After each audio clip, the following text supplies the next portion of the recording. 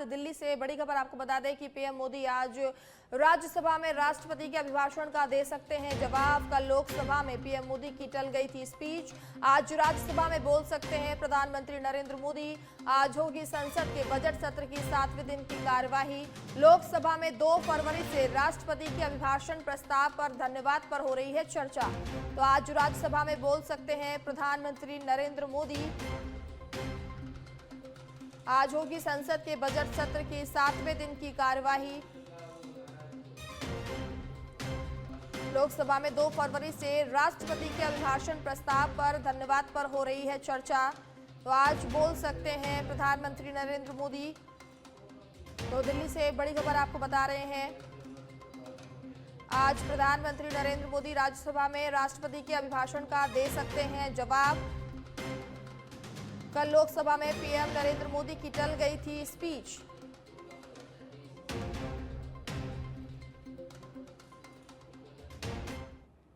अगली खबर जयपुर से है, जहां विधानसभा में सुबह 11 बजे से शून्यकाल के साथ शुरू होगी सदन की कार्यवाही।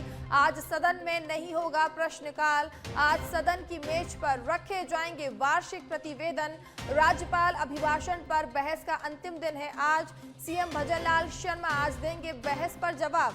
6 से 10 फरवरी तक विधानसभा की कार्रवाई नहीं होगी, जबकि 11 फरवरी को सदन में राजस्थान का पेश होगा बजट। डिप्टी सीएम और वित्त मंत्री दिया कुमारी पेश करेंगी बजट।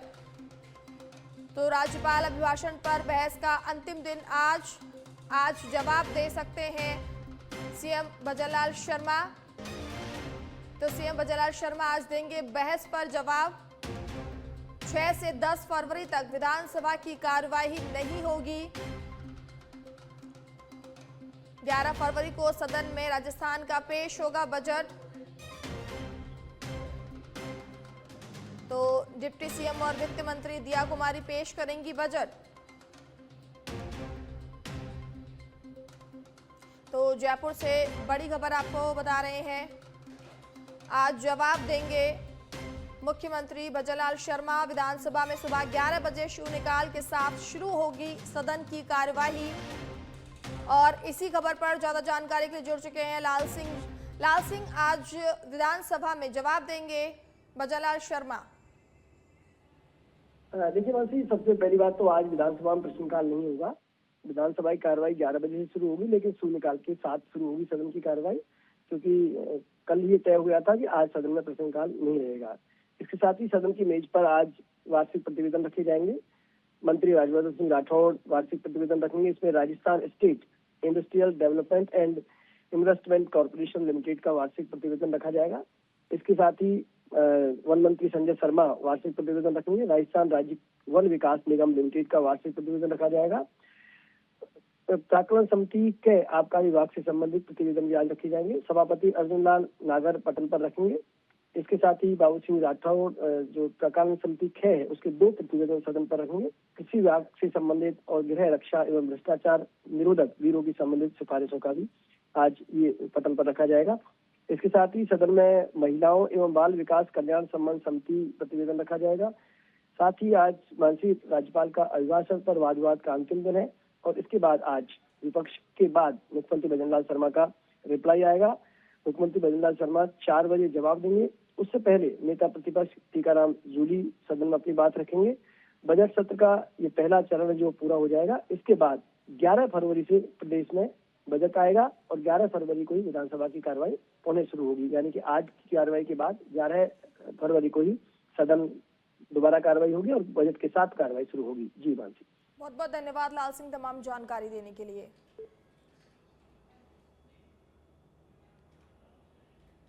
तो अगली खबर भी जयपुर से है, जहां पर आपको बता दें कि आज से जयपुर में होगा इंडियन स्टोन मार्ट 2026 का आयोजन। मुख्यमंत्री भजनलाल शर्मा करेंगे कार्यक्रम का उद्घाटन।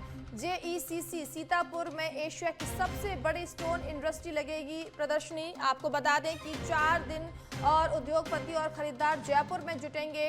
रामलला की मूर्ति के शिल्पकार अरुण योगीराज भी समारोह में रहेंगे मौजूद। 539 स्टॉल्स पर स्टोन और मशीनरी का किया जाएगा प्रदर्शन। आपको बता दें कि 20 से अधिक देशों से अंतर्राष्ट्रीय प्रतिनिधि इस दौरान हिस्सा लेंगे। ग्रीन टेक्नोलॉजी और ऑटोमेशन पर दिखेगा नए ट्रेंड 6 से 7 फरवरी को होगा जयपुर आर्किटेक्चर फेस्टिवल इवेंट। आपको बता दें कि इवेंट से राजस्थान की अर्थव्यवस्था और रोजगार को मिलेगा बड़ा फायदा। तो जयपुर से बड़ी खबर आपको बता रहे हैं कि 20 से अधिक देशों से अंतर्राष्ट्रीय प्रतिनिधि इस कार्यक्रम में हिस्सा लेंगे। ग्रीन टेक्नोलॉजी और ऑटोमेशन पर दिखेंगे नए ट्रेंड।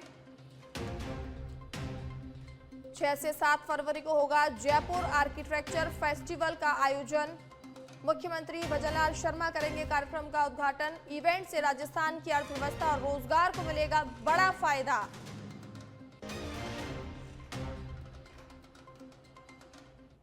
अगली खबर भी जयपुर से है। आपको बता दें कि Vande Bharat sleeper train set के 260 ट्रैक बनाने की बड़ी योजना रेल मंत्री अश्विनी वैष्णव ने लोकसभा में दी जानकारी। BEML और IPCF चेन्नई कर रहे हैं ट्रेन निर्माण। प्रोटोटाइप परीक्षण, फिर होगा श्रृंखला उत्पादन। आपको बता दें कि चरणबद्ध तरीके से यात्री सेवा में शामिल होंगी ट्रेनें। 180 से 160 किलोमीटर प्रति घंटे की रफ्तार से दौड़ेंगी। स्लीपर वंदे भारत कवच सिस्टम और क्रैश प्रूफ डिजाइन से लैस होंगी ट्रेनें। उन्नत अग्नि सुरक्षा और CCTV की होगी व्यवस्था। यात्रियों के लिए बेहतर सुविधा और आराम पर खास जोर रहेगा। वंदे भारत स्लीपर से लंबी दूरी की यात्रा होगी और भी ज्यादा बेहतर। तो आपको बता रहे हैं जयपुर से बड़ी खबर। और इसी खबर पर ज्यादा जानकारी के लिए सुनील जुड़ चुके हैं। सुनील, इस खबर पर अपडेट दीजिए।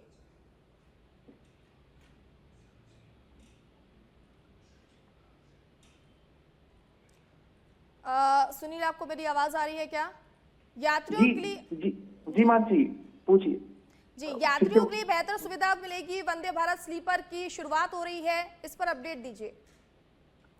बिल्कुल, देखिए कि जो वंदे भारत ट्रेन है वो पूरे देश भर में जो ट्रेन जो यातायात है उसको स्पीड देने के लिए वंदे भारत ट्रेन बनाई गई है। आसान और सुगम जो है वो ट्रेन यातायात हो, इसको लेकर अब जो है वंदे भारत स्लीपर ट्रेन है उनका विस्तार हो रहा है देश भर में। तो उसके लिए जो रेक है, जो ट्रेन सेट है, उनकी नीड हो रही है। तो 260 जो नए रेक बनाने की है वो योजना है और इसकी जानकारी है रेल मंत्री अश्विनी वैष्णव ने लोकसभा में दी है। और इसमें जो BEML और RCF चेन्नई है वहां पर इसका जो निर्माण हो रहा है और अभी कुछ ही दिन में जो इसका प्रोटोटाइप, इसका जो परीक्षण है, ट्रायल है, वो होगा। उसके बाद में इसका जो उत्पादन है, जो ट्रेन सेट का जो रैक है, इसका उत्पादन शुरू हो जाएगा। और धीरे धीरे जैसे जैसे ट्रायल होगा और जो परीक्षण के बाद में सफल हो जाएंगी ट्रेन, तो इनको फिर ट्रैक पर उतार दिया जाएगा और यात्रियों के लिए सुविधा मिलने लग जाएगी। और ये भी माना जा रहा है कि अब जो ट्रेन है करीब 170-180 किलोमीटर प्रति घंटे की रफ्तार से ये जो वंदे भारत जो स्लीपर ट्रेन है ये दौड़ेंगी। अभी तक जो वंदे भारत ट्रेन थी वो सिर्फ सिटिंग थी, स्लीपर ट्रेन नहीं थी। लेकिन वंदे भारत जो ट्रेन है उनकी सक्सेस रेट को और आगे डिमांड को देखते हुए, क्योंकि पैसेंजर लगातार डिमांड कर रहे थे कि वंदे भारत ट्रेन अच्छी है, इसको स्लीपर में भी लाया जाए, तो इसी को ध्यान में रखते हुए स्लीपर वंदे भारत ट्रेन भी बहुत जल्द है वो ट्रैक पर देखने को मिलेंगी। तो ये जो भारतीय रेलवे का जो एक बदलता हुआ इतिहास है वो बहुत जल्दी देखने को मिलेगा। क्योंकि अभी जो भागदौड़ भरी जो लाइफ है लोगों की और एक शहर से दूसरे शहर में जो ट्रांसपोर्टेशन है, जो आवागमन है लोगों का, वो बहुत ज्यादा हो रहा है। तो जो साधारण ट्रेन है वहां पर काफी ज्यादा समय लग रहा था। इसी को ध्यान में रखते हुए अब वंदे भारत है वो लगातार डिमांडिंग ट्रेनें बनती जा रही है। इसी को देखते हुए अब जो स्लीपर ट्रेन है वंदे भारत की वो भी देखने को मिलेंगी। इसको लेकर पूरी तैयारी चल रही है, हर जो फैक्ट्री है वहां पर इसको लेकर काम चल रहा है और खुद रेल मंत्री अश्विनी वैष्णव इसकी जानकारी भी दे रहे हैं और लगातार निगरानी भी रख रहे हैं। मानसी, बहुत बहुत धन्यवाद सुनील तमाम जानकारी देने के लिए। अगली खबर बीकानेर से है, जहां आपको बता दें कि खेजड़ी बचाओ आंदोलन चौथे दिन भी जारी है। देर रात शहर के मुख्य मार्गों पर निकाला गया कैंडल मार्च। पर्यावरण प्रेमियों को मिल रहा है समर्थन। आज कई जिलों में अनशन पर बैठेंगे पर्यावरण प्रेमी। करीब 480 से अधिक लोग बैठे हैं आमरण अनशन पर। 70 से अधिक अनशनकारियों की बिगड़ी तबीयत। बिश्नोई धर्मशाला में बनाया गया है अस्थायी अस्पताल। वहीं खेजड़ी कटाई पर कठोर कानून लाने की मांग को लेकर ये आंदोलन किया जा रहा है। तो आपको बता दें कि खेजड़ी बचाओ आंदोलन जो है चौथे दिन भी जारी है और शहर के मुख्य मार्गों पर देर रात कैंडल मार्च भी निकाला गया। जिसका लोगों द्वारा समर्थन भी मिल रहा है। तो आज कई जिलों में जो है आप देख सकते हैं कि मार्च निकाला जा रहा है। तो 70 से अधिक अनशनकारियों के इस आंदोलन में तबीयत भी बिगड़ती नजर आ रही है। खेजड़ी कटाई पर कठोर कानून लाने की मांग को लेकर ये आंदोलन किया जा रहा है, जिसे लेकर कैंडल मार्च भी निकाला गया। उनियारा से बड़ी खबर है, जहां ककोड़ से बिसलपुर नहर ओवरफ्लो से किसानों की फसलें तबाह हो गई। बिसलपुर अधिकारियों की लापरवाही किसानों के लिए बनी संकट। नहर की समय पर सफाई नहीं होने और अधिक पानी आने से बिसलपुर नहर हुई ओवरफ्लो। नहर का पानी खेतों में भरने से फसलों के नष्ट होने की जताई जा रही है आशंका। तो बिसलपुर अधिकारियों की लापरवाही किसानों की फसल पर पड़ी भारी। नहर की आप देख सकते हैं कि ककोड़ में बिसलपुर नहर का ये नज़ारा आप देख सकते हैं। किसानों की जो फसलें हैं वो तबाह हो गई हैं। इससे भारी नुकसान किसानों को हुआ है। अधिकारियों की लापरवाही के चलते किसानों की ये फसलें जो है बर्बाद होती हुई नजर आ रही हैं। इससे किसान परेशान हैं। ककोड़ में बिसलपुर नहर ओवरफ्लो हो गई, जिसके चलते फसल किसानों की जो है खराब हो चुकी है। और इसी खबर पर ज्यादा जानकारी के लिए भजनलाल जुड़ चुके हैं। इस लापरवाही के चक्कर में जो है किसानों की फसलें बर्बाद हो गई हैं। इतनी बड़ी लापरवाही आखिर कैसे हो गई भजनलाल? जी मैडम, बिसलपुर अधिकारियों की लापरवाही के कारण किसानों की फसलें तबाह हुई है। बिसलपुर अधिकारियों ने नहर की सफाई नहीं की, पानी अत्यधिक नहर में छोड़ दिया गया, जिसके कारण किसानों की फसलों में पानी भर गया। लोगों ने शिकायत की, लेकिन उनकी शिकायतों पर भी कोई अमल नहीं किया गया। और फिलहाल सूचना है कि इस मामले को लेकर लोगों ने ककोड़ नगरपुर रोड को भी जाम कर दिया है। बहुत बहुत धन्यवाद मदन, तमाम जानकारी देने के लिए मदन लाल आपका।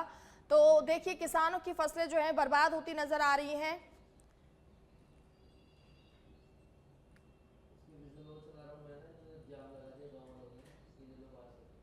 तो आप देख सकते हैं कि ककोड़ में बिसलपुर नहर ओवरफ्लो हो गई, जिसके चलते किसानों की जो है फसलें बर्बाद हो गई हैं। किसान अब परेशान है और इसकी शिकायत भी उन लोगों ने की है और वो मुआवजे की भी अब कहीं ना कहीं मांग कर रहे हैं। तो खेतों में जो है पानी भर चुका है, जिसके चलते किसानों की जो फसल जो है नष्ट हो चुकी है। किसान इससे परेशान है और नाराज भी हैं। और इसी के चलते किसानों ने नाराज होकर रास्ते को भी जाम लगा दिया है और प्रशासन से मुआवजे की मांग भी कर रहे हैं। तो तस्वीरें आप देख सकते हैं कि नाराज किसानों ने जो है रास्ता जाम कर दिया है। अब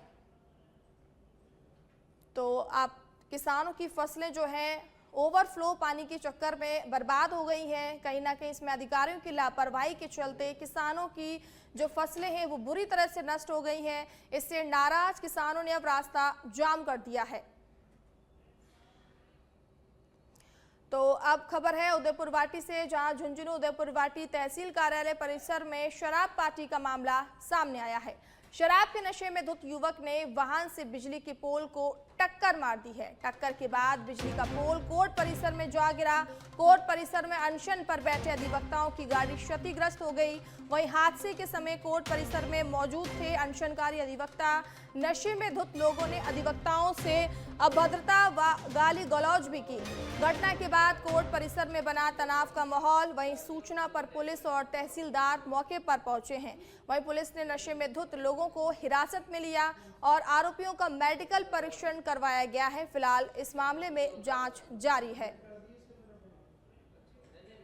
जोर से गाली निकालता, हमने कहा गाली क्यों निकाल, वीडियो बनाया तो मैं वीडियो बना, मैंने हमारे को गाली निकाली, हमारे से देवाली निकली, उनको बाहर निकाले ना तो वापिस फिल्म स्टार से कूद के गाड़ी को तेज घुमा के। बांसवाड़ा से है, जहां बांसवाड़ा जिला कलेक्टर डॉक्टर इंद्रजीत यादव और पूर्व अतिरिक्त जिला कलेक्टर डॉक्टर अभिषेक गोयल को राजस्थान राज्य भारत स्काउट गाइड राज्य मुख्यालय जयपुर की कार्यकारिणी द्वारा वर्ष 2025 के धन्यवाद बैज अवार्ड के लिए नामित किया गया है। ये सम्मान राज्य पुरस्कार अवार्ड कार्यक्रम के दौरान राज्यपाल महोदय के कर कमलों से 11 फरवरी 2026 को जयपुर में प्रदान किया जाएगा। इस अवसर पर जिला कलेक्टर डॉक्टर इंद्रजीत यादव ने सच बेधड़क न्यूज से खास बातचीत में कहा कि यह अवार्ड उनसे अधिक पूरे जिले के लिए गौरव की बात है। साथ ही उन्होंने कहा कि बांसवाड़ा में स्काउट गाइड के क्षेत्र में बेहतरीन कार्य हुआ है, जिससे जिले का नाम रोशन हुआ है। जिला कलेक्टर राज्यपाल से सम्मानित होंगे। आपको बता दें कि बेज अवार्ड से बांसवाड़ा के जिला कलेक्टर डॉक्टर इंद्रजीत सिंह यादव है, वो जयपुर के अंदर में आगामी 11 फरवरी को सम्मानित होंगे। बांसवाड़ा जिले के लिए बड़ी गौरव की बात है। हमारे साथ के अंदर में खास बातचीत करने के लिए जिला कलेक्टर साहब है। साहब, सबसे पहले आपको बधाई कि आपने जिले का नाम रोशन किया और एक बड़ा अवार्ड आपको मिलने जा रहा है। बहुत बहुत धन्यवाद किशन जी आपको। देखिए, हमारे यहाँ पे गत वर्ष राज्य स्तरीय कार्यक्रम हुआ था, जिसमें महामहिम राज्यपाल महोदय पधारे थे। इसके अलावा भी रूटीन में भी स्काउट और गाइड की जो एक्टिविटीज़ हैं काफ़ी अच्छे स्तर पे आयोजित होती हैं। हमारे जो सीओ स्काउट है, उनकी टीम है, काफ़ी बेहतर परफॉर्म कर रही है। तो इसी क्रम में 11 फरवरी को ये हमारे ज़िले के लिए सौभाग्य की बात है, और व्यक्तिगत तौर पे मेरे लिए भी, कि महामहिम के कर कमलों से जयपुर में आयोजित होने वाले कार्यक्रम में तो थैंक्स बैज होता है स्काउट एंड गाइड का, वो प्रदान किया जाएगा। सर, आपके साथ साथ के अंदर में पूर्व एडीएम साहब भी सम्मानित हो रहे हैं, तो कैसा लग रहा है सर, एक जोड़ी थी आपकी? ये प्रशासन के अंदर कोऑर्डिनेशन बहुत महत्वपूर्ण होता है। तो हमारे जो पूर्व एडीएम साहब और स्काउट की टीम है, सभी ने मिलकर उस कार्यक्रम को बहुत अच्छे से आयोजित करवाया था। तो ये खुशी की बात है कि हमारी पूरी टीम के इस कार्य को रिकॉग्नाइज किया गया है। तो ये थी मेरे साथ के अंदर में बांसवाड़ा के जिला कलेक्टर डॉक्टर इंद्रजीत सिंह। इनका कहना है कि स्काउट गाइड के अंदर में जो कार्यक्रम हुआ था, उसके अंदर में जिला कलेक्टर साहब द्वारा भी और पूर्व एडीएम द्वारा भी और बांसवाड़ा स्काउट टीम द्वारा बहुत अच्छा काम किया गया है, और उसी की बदौलत है कहीं ना कहीं बांसवाड़ा जिले के लिए बेहतरीन काम होना मेरे लिए गर्व की बात है। और आगामी 11 तारीख को जिला कलेक्टर और पूर्व एडीएम साहब राज्यपाल के साथ सम्मानित होंगे। यह कहीं ना कहीं बांसवाड़ा जिले के लिए एक शोभा की बात है। अगली खबर जालोर के आहोर से है, जहां आहोर क्षेत्र के साकड़ा नदी से अवैध बजरी खनन के मामले में एक पीड़ित ने एसपी से शिकायत कर आहोर थाना पुलिस पर चयनात्मक कार्रवाई का आरोप लगाया है। शिकायतकर्ता हंसराम मीणा ने आरोप लगाया कि एक ही जगह पर समान परिस्थिति में पकड़े गए 2 ट्रैक्टरों में से केवल एक ट्रैक्टर के खिलाफ कार्रवाई की गई, जबकि बिना नंबरी दूसरे ट्रैक्टर को बिना किसी कार्रवाई के छोड़ दिया गया।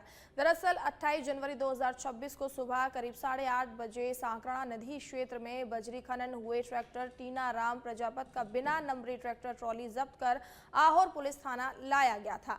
वहीं शिकायतकर्ता ने आहोर थाने के हेड कांस्टेबल रघुनाथ राम सहित 2 अन्य पुलिसकर्मियों ने केवल एक ट्रैक्टर विरुद्ध कार्रवाई की गई, जबकि बिना नंबर वाले ट्रैक्टरों को बाद में छोड़ दिया गया। तो बस्ती से बड़ी खबर है, जहां एसीपी बस्ती विनय कुमार की खनन माफियाओं के खिलाफ बड़ी कार्रवाई देखने को मिली। कानोता थाना क्षेत्र में चल रहा था अवैध खनन। पुलिस ने 10 dumper, 4 JCB, 2 tractor, 1 L N T machine, 4 car की जब्त की है। आपको बता दें कि 10 से 12 लोगों को इस दौरान डिटेन भी किया गया है। खनन माफियाओं ने जेडी कॉलोनी में मिट्टी डालने की आड़ में कर रहे अवैध खनन का पर्दाफाश किया है। आपको बता दें कि कानोता थाना क्षेत्र के लखसरा गांव का ये पूरा मामला है।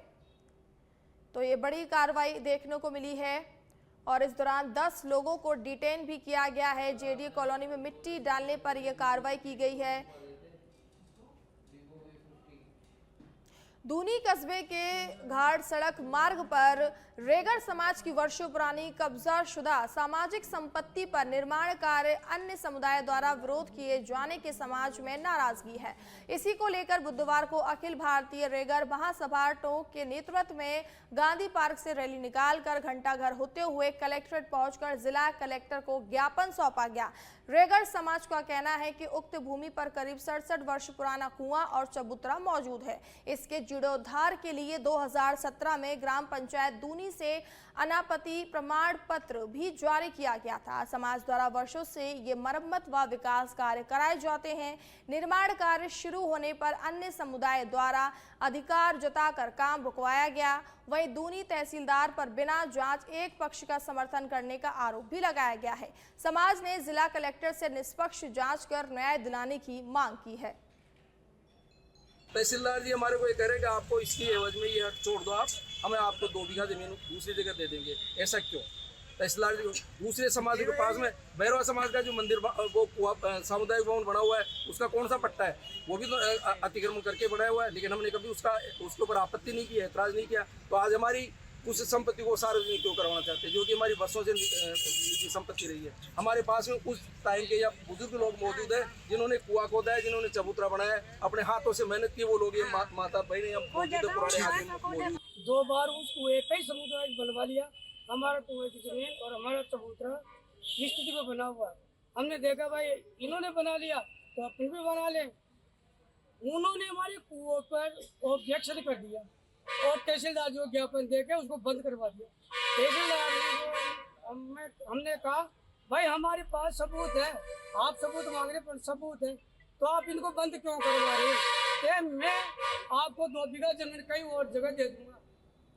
बीजापुर से बड़ी खबर है, जहां सुरक्षा बलों की नक्सलियों से मुठभेड़ जारी है। मुठभेड़ में नक्सली कमांडर उधम सिंह के मारे जाने की खबर भी सामने आई है। आपको बता दें कि डीआरजी व सीआरपीई कोबरा जवानों से मुठभेड़ हुई है। आपको बता दें कि पेदा गैलूर के जंगल में मुठभेड़ की खबर सामने आई है। मौके से ऑटोमेटिक AK-47 राइफल भी मिली है। तो बीजापुर में सुरक्षा बलों की नक्सलियों से मुठभेड़ जारी है। नक्सली कमांडर उधम सिंह ढेर भारी हथियार भी इस दौरान बरामद होने की जानकारी सामने आई है। तो बीजापुर में मुठभेड़ जारी है।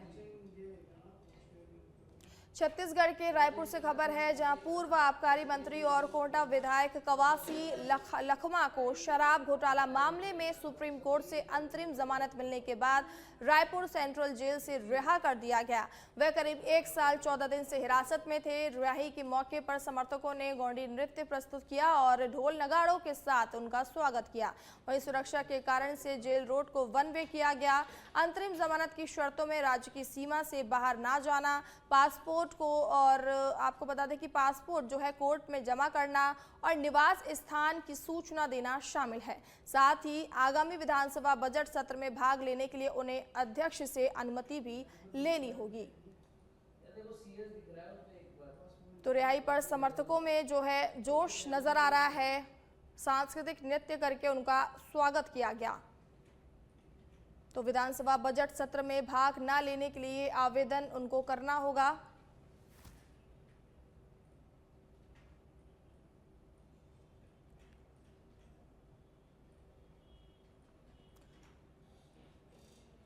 तो जमानत पर आप देख सकते हैं कि किस तरीके से जो समर्थक है उनमें उत्साह नजर आ रहा है। सांस्कृतिक नृत्य करके उनका स्वागत किया जा रहा है। अगली खबर जयपुर से है, जहां पर आज जयपुर में होगा इंडियन स्टोन मार्ट 2026 का आयोजन। मुख्यमंत्री भजनलाल शर्मा आज करेंगे कार्यक्रम का उद्घाटन।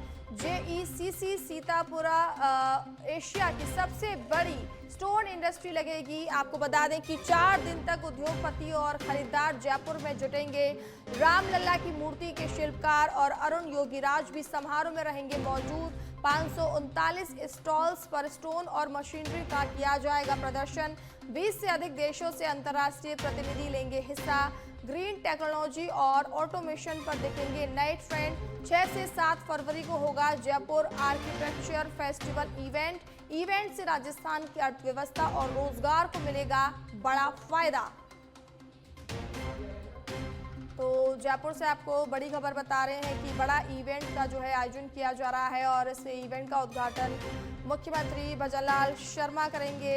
इस दौरान 539 स्टोन भी लगाई जाएंगी और इसमें कई लोग जो हैं प्रतिभाग करेंगे। तो 6 से 7 फरवरी को होगा जयपुर आर्किटेक्चर फेस्टिवल और आपको बता दें कि आज से जयपुर में होगा इंडियन स्टोन मार्ट 2026 का आयोजन। मुख्यमंत्री भजनलाल शर्मा आज करेंगे कार्यक्रम का उद्घाटन। JECC सीतापुरा में एशिया की सबसे बड़ी स्टोन इंडस्ट्री लगेगी। आपको बता दें कि 4 दिन तक उद्योगपति और खरीदार जयपुर में जुटेंगे। रामलला की मूर्ति के शिल्पकार और अरुण योगीराज भी समारोह में रहेंगे मौजूद। और इसी खबर पर ज्यादा जानकारी के लिए निरंजन जुड़ चुके हैं, लाइव जुड़ चुके हैं। आप देख सकते हैं तस्वीरें। निरंजन, क्या कुछ तैयारियां चल रही हैं?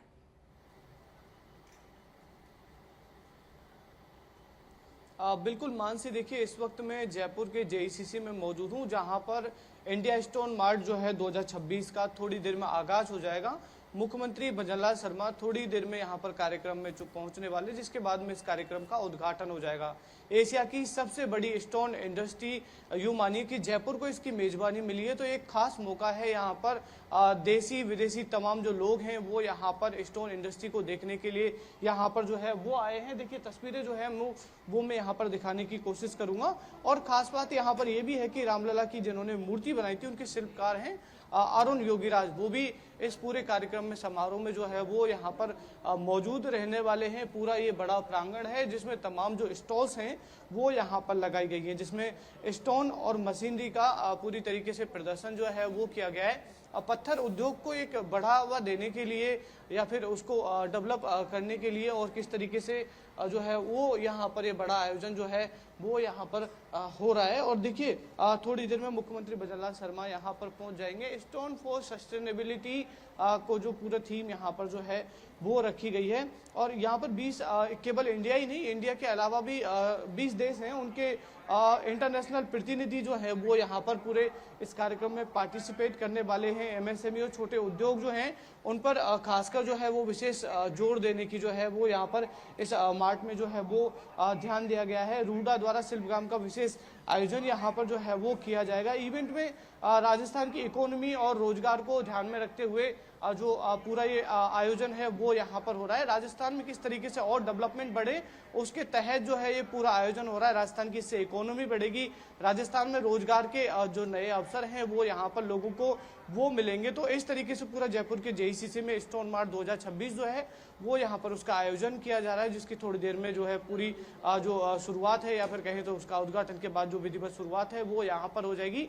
तो फिलहाल हम जिस तरीके से जिक्र कर रहे थे कि स्टोन इंडस्ट्री अपने आप में एक बड़ी इंडस्ट्री जो है वो बनती जा रही है, तो स्टोन इंडस्ट्री को और बढ़ावा कैसे मिले उसके लिए राजस्थान की जयपुर की धरा को जो है वो सिलेक्ट किया गया। और जयपुर में इस तरीके का एक बड़ा आयोजन अपने आप में एक खास जो है वो माना जा रहा है। यहाँ पर ये इंडिया ही नहीं, उसके अलावा भी 20 कंट्रीज हैं, उनके तमाम जो प्रतिनिधि हैं वो पार्टिसिपेट कर रहे हैं। तमाम खरीदार जो हैं वो यहाँ पर जो है इस जेईसीसी में वो पहुंचे। उसके अलावा निवेशक और उसके अलावा जो तमाम जो लोग हैं जो स्टोन इंडस्ट्री से कहीं ना कहीं कनेक्टेड हैं, कहीं ना कहीं ताल्लुक रखते हैं, वो तमाम लोग जो हैं वो जयपुर के जेईसीसी में पहुंचे हुए हैं। मानसी जी बिल्कुल, आपने ठीक कहा कि जैसा कि अगर राजस्थान की बात की जाए तो यहाँ के पत्थर देश ही नहीं बल्कि विदेश में भी जाते हैं, और ये कहीं ना कहीं जो बड़ा आयोजन किया जा रहा है तो राजस्थान के लिए काफ़ी ज़्यादा अहम माना जा रहा है।